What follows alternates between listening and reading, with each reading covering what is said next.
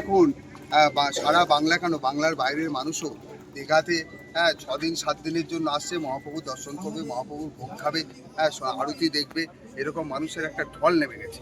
তার জন্য পরিবহন দপ্তরের বিশেষ একটা দায়িত্ব বেড়ে গেছে।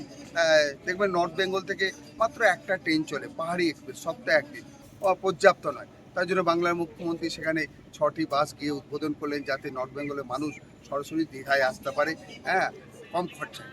সেরকম আমরা বিভিন্ন আমাদের সাউথ বেঙ্গলের মধ্যে ইতিমধ্যেই জগন্নাথ ধাম তৈরি হওয়ার পরে বিশেষ করে বহরমপুর থেকে দীঘা চালু করেছি, তারাপীঠ থেকে দীঘা চালু করেছি, কাটোয়া থেকে দীঘা চালু করেছি, মেমারি থেকে দীঘা চালু করেছি, আমরা কালনা থেকে দীঘা চালু করেছি, আমরা পুরুলিয়া থেকে দীঘা চালু করেছি, ঝাড়গ্রাম থেকে আজকে শুরু হলো, কলকাতা থেকে তো চলেই, এবং বেলগুড়িয়া থেকে চলেই, আমাদের বর্ধমান থেকে তো আসি দীঘা, বর্ধমান থেকে নাইট সার্ভিস শুরু হয়ে গেছে, দুর্গাপুর থেকে নাইট সার্ভিস শুরু হয়ে গেছে, আরও বিভিন্ন প্রান্ত থেকে আমাদের দীঘা সার্ভিস শুরু হয়েছে।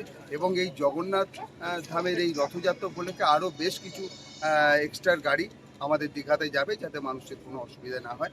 আজকের এই ঝাড়গ্রামের মানুষের প্রতি একটা উপহার। তো প্রথমত দেখবেন 11 সালে ক্ষমতায় আসার পরে বাংলার মুখ্যমন্ত্রী ভোটের আগে যে কথাগুলি বলেছেন, সেই কথাগুলি মানুষ চোখে দেখতে পাচ্ছে।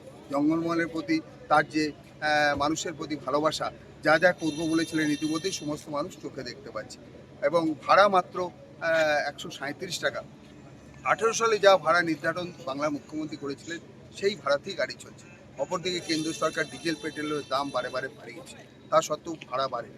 অপরদিকে দেখুন জঙ্গলমহলের আজকে মানুষের ট্রেনের প্রতি আজকে আস্থা নেই, সেই জায়গায় আরও বেশি করে এসবিএসটিসির প্রতি মানুষের আস্থা এসছে, এবং সেগুলোকে মান্যতা দিয়ে আগামী কিছুদিনের মধ্যেই এই জঙ্গলমহল থেকে 150 উপর আমাদের এসবিএসটিসি গাড়ি চলবে। এখন 125-30 চলছে। এসি বাসের কোনো হ্যাঁ, এসি বাসও আমাদের আসবে, সেই বাস আমাদের জঙ্গলমহলে মানুষও পাবে।